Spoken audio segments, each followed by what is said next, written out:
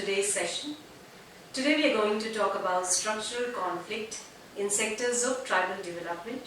Hope you are watching the previous videos and by now you've understood who are the tribes, what are the problems they are facing, and what is the theoretical concepts related to inequality, difference, structural conflicts and things like that. So let us move on. In this session, what you will be learning is you will become familiar with the concept of development. Also, you will understand the different dimensions of tribal development and to know the major problems of tribals in India. The concept of development is seen differently by different people. For the common people, development means mainly the improvement in infrastructure. Say roads, electricity and water, and increase in commerce and trade. The economists focus on the increase in gross domestic product, that is GDP, and the per capita income. When sociologists explain it, they say development is the increased use of rationality and specialized division of labor. In the perspective of political scientists, development is attaining a high level of stability and order in the political system. Thus, we can say that development is a multidimensional concept. In the period immediately after the Second World War, the concept of development was nearly unanimously accepted by the global community as progressive and necessary. Political leaders and intellectuals explored strategies to achieve a higher stage of development. The world itself was divided into two groups, developed and underdeveloped, which later on started to be called developing countries. And many problems of the developing countries like ethnic conflict, political instability, poverty and population were seen as a direct effect of lack of development. It was felt that it is only through development that these problems could be resolved. The dominant opinion in India was also quite similar. Development was seen as the key to answering the numerous problems of post-colonial India. Since most institutions in India were weak, it was the state that had to lead the efforts to develop the nation. Thus, state-led development became the focus of the Indian political leadership. However, in the case of the tribes, it was recognized that a different approach to development had to be taken. The socio-economic profile of the tribes was very different from that of the general population. And this you have understood from the previous lessons also, that the tribal follow a different political, social and economic cultural life. At the same time, it was also felt that the fruits of development could not be denied to them.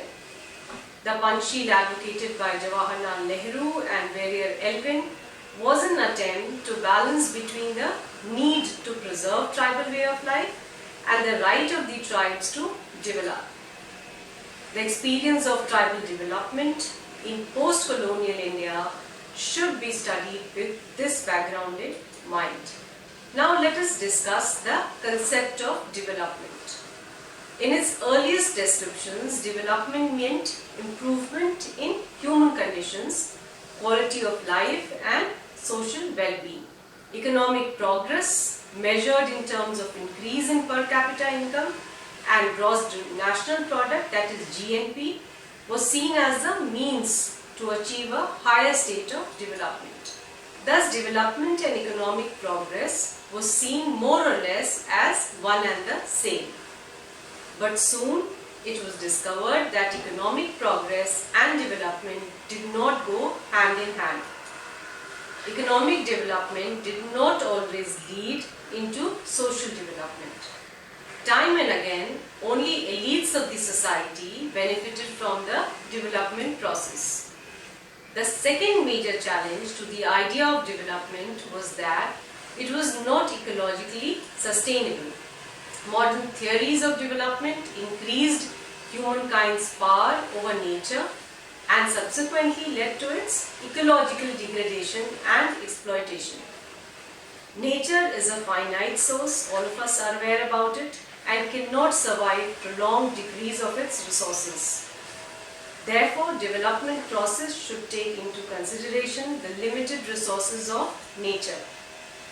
The World Commission on Environment and Development's definition is development that meets the needs of the present without compromising the ability of future generations to meet their own needs. Sustainable development implies economic growth together with the protection of environmental resources.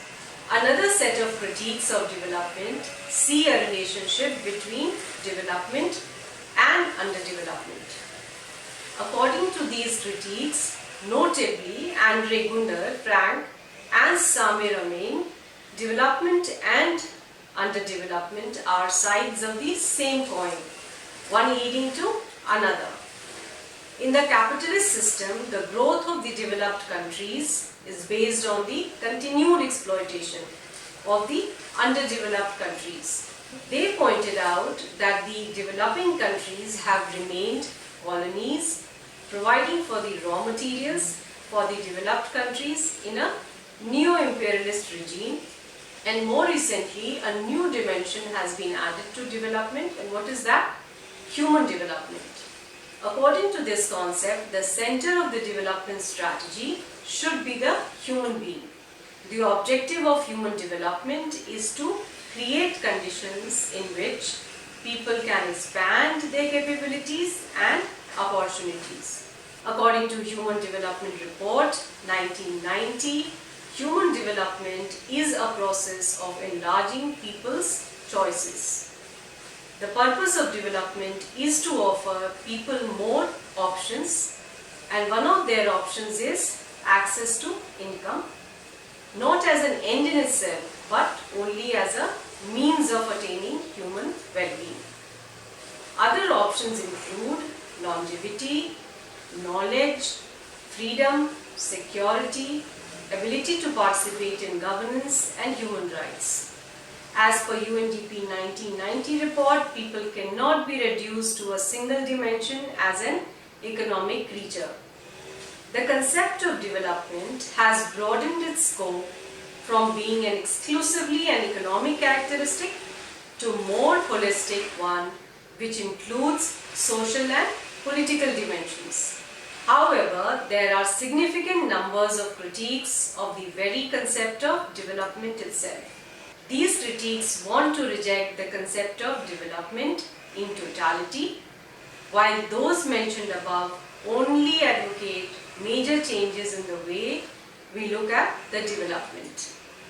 Development for these critiques is a flawed concept from the beginning, and no amount of changes will make it viable and useful. Major criticisms are like the concept of development is Eurocentric and ignores the cultural specificities of other societies. It is homogenizing as it aims to make the whole world similar to the Western society and thereby destroying the indigenous cultures of the lesser developed societies.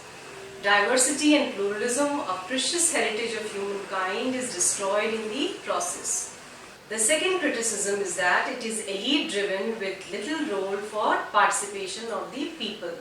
The third criticism is that it is capital-intensive and technology-dependent. It is not ecologically sustainable as its philosophically assumptions is based on maximum exploitation of the natural resources. The fifth criticism is that it is state-centered development and increases the power of the state vis-a-vis the people, and sixthly, it results in violence against the poor and dispossessed, which is justified in the name of development.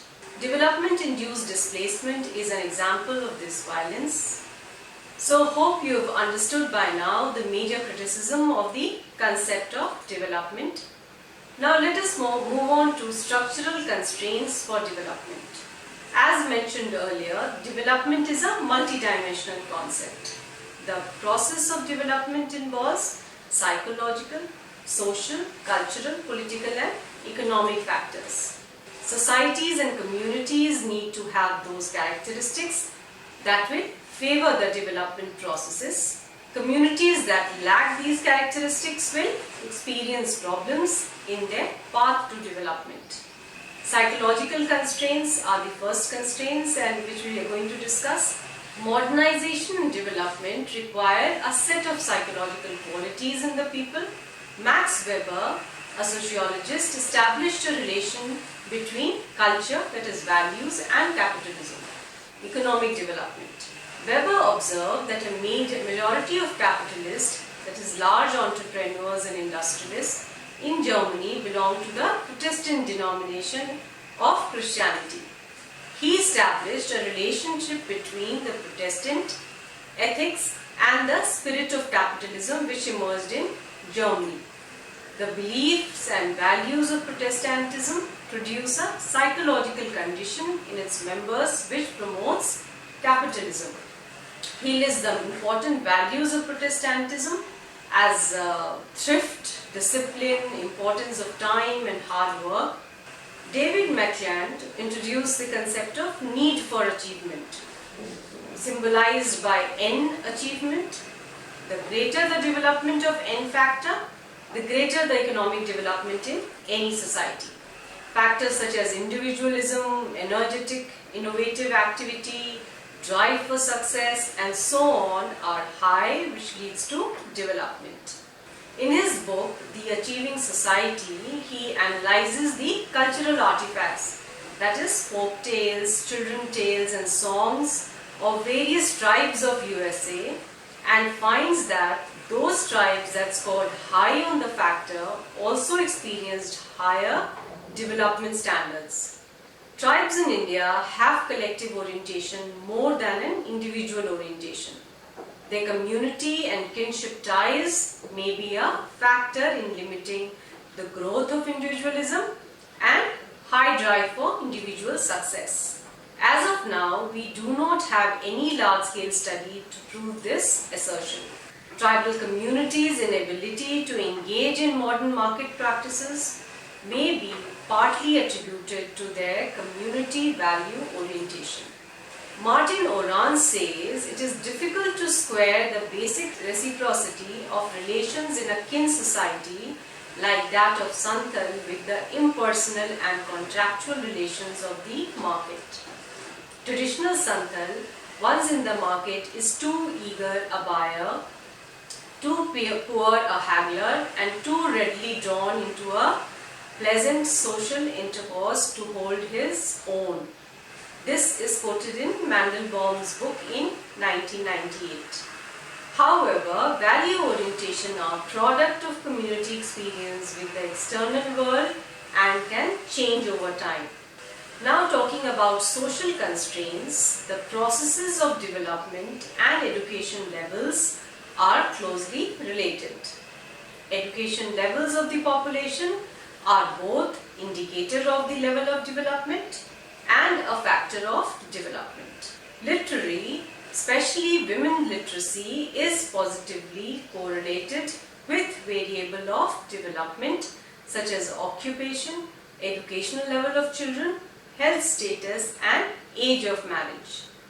The literacy of scheduled tribe is 58.96 as per census 2011%, which is around 14.03% less than in the total population.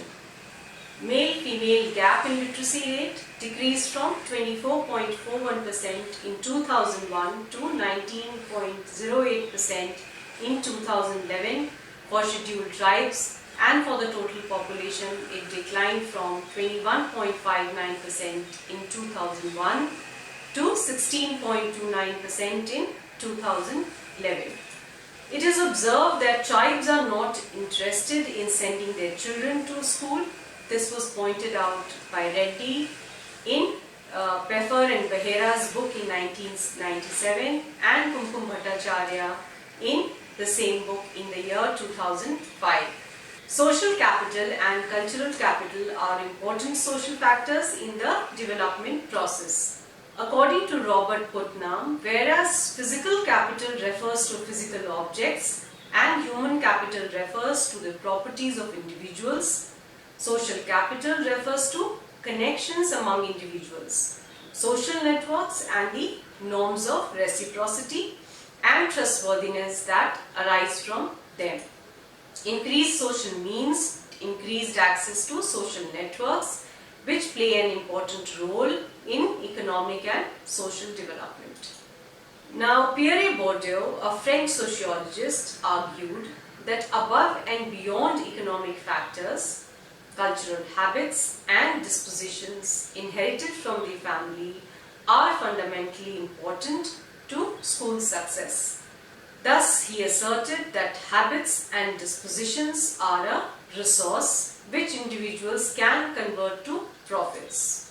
Just like financial resources, they are potentially subject to monopolization by individuals and groups, and under appropriate conditions they are transmitted from one generation to the next generation. Now let us discuss political constraints. The state has emerged as an important agent of development in the modern society. This is especially true of developing societies where economic and social backwardness persist. The state with enormous financial and technical resources is a major factor in the development. Political conflicts and lack of political legitimacy cause problems in governance, which harms economic development. Another reason is that politicians and bureaucratic elite control the state and therefore play an important role in deciding how state patronage flows to the people. The social backgrounds of the leaders then become a factor in the development process. Development and political powers are closely related. In India, control of state power gives ethnic groups opportunities to use state resources for their own benefit. The numbers of tribal political leaders have been few in number. In the higher bureaucracy also, the representation is not proportionate to their population. The Parliamentary Standing Committee on Welfare of Scheduled Caste and Scheduled Tribes stated that as of 1st January 2005, the overall representation in groups A, B, C and D posts in the Government of India services among the scheduled tribes was 4.3%, 4.5%, 6.5% and 6.9% respectively. Tribal movements for new states in tribal dominated area aims at gaining greater control over resources that can be used for development. The northeastern states were created by the centre after strong demands by various tribal communities. However, the central government has been slow in accepting similar demands from tribes of central India till recently. Chhattisgarh and Jharkhand were created to address the demand for tribal communities for greater political controls. At the local level, the Panchayat extension in scheduled areas, that is PISA, with greater control over resources of the area is implemented so that tribal communities have a greater control over land, water and other community resources. So with this, we come to the end of this session. We will be continuing to talk about this topic in the next video. So do watch the next video also to have a better understanding about the topic. Thank you.